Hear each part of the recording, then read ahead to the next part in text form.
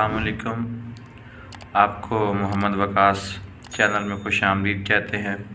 Channel को अगर आप नए हैं तो इसको सब्सक्राइब करें। ये आपकी तरफ से हम नए लोगों के लिए प्यार है जो आप हमें देते हैं, जिससे हम आगे बढ़ेंगे। आज का पहला टॉपिक है जो हम बयान करना चाहते हैं कि ज़िंदगी क्या है।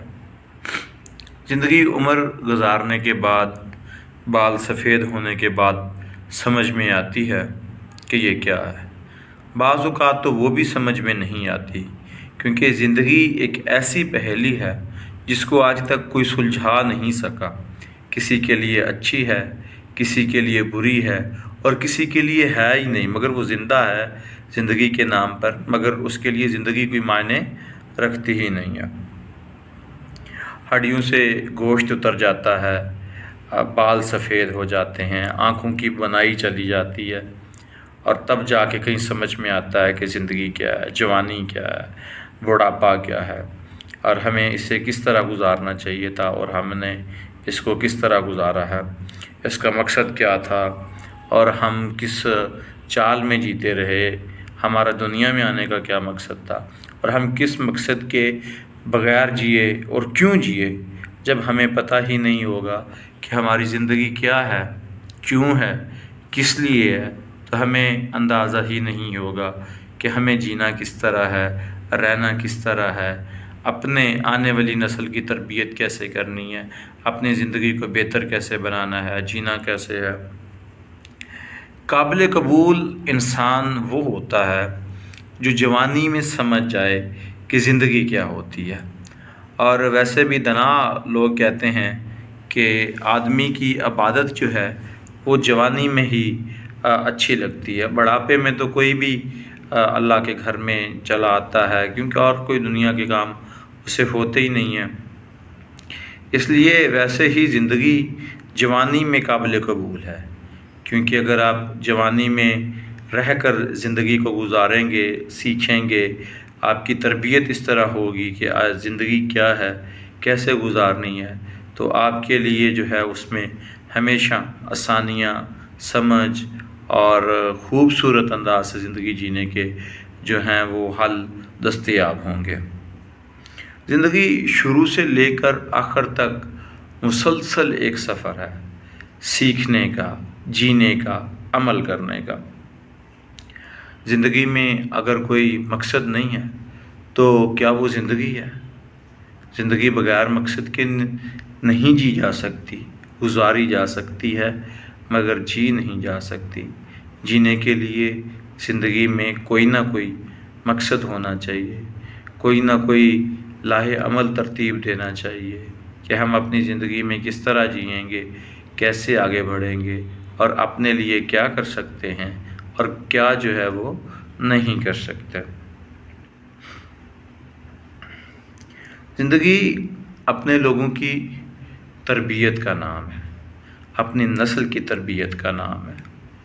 आप अगर इनको समझाएंगे, सिखाएंगे कि ज़िंदगी क्या है, लोगों की इज़्ज़त क्या है, आपका दुनिया में आने का मकसद क्या है, तो आपको अंदाज़ा हो जाएगा कि हमने अपनी ज़िंदगी को गुजारना कैसे है। हम गोद से लेकर, पैदा होने से लेकर मरने तक सीखते हैं। अगर हम इंसान हैं, अगर हमारे वालिदैन, हमारे बड़े हमारी तरबियत इस अंदाज़ में करें कि हमें ज़िंदगी का मकसद समझा दें अमल करके। लफ्ज़ों से तो बच्चों को समझ नहीं आती, बच्चों को अमल समझ में आता है। हम अमल में अगर सीख जाएंगे तो हमारे लिए यकीनन बेहतरी होगी। हम अपने आने वाले लोगों के लिए, आने वाली नस्ल के लिए ज़िंदगी को एक बेहतरीन तरीके से जीने का हुनर सिखा के जाएंगे। और ज़िंदगी कभी भी रुपए, पैसे, ऐश, इशरत का नाम नहीं है। ये होने के बावजूद भी कोई गारंटी नहीं है, कोई ऐसी कोई दवा आजाद नहीं हुई कि आपको ये सब कुछ मुयस्सर हो मगर आप फिर भी ज़िंदगी जी रहे हों। गुजारने का नाम मैं दोबारा इस्तेमाल कर रहा हूँ, वो तो कोई भी गुजार सकता है। حیوان بھی اپنی زندگی بسر کر کے چلے جاتے ہیں، ان کے پاس شعور نہیں ہوتا۔ انسان کو اللہ نے اشرف المخلوقات اسی لیے بنایا ہے کہ وہ سب سے افضل اس لیے ہے کہ اس میں اللہ نے عقل رکھی ہے، سوچ رکھی ہے، سمجھ رکھی ہے، اچھے برے کی پہچان رکھی ہے۔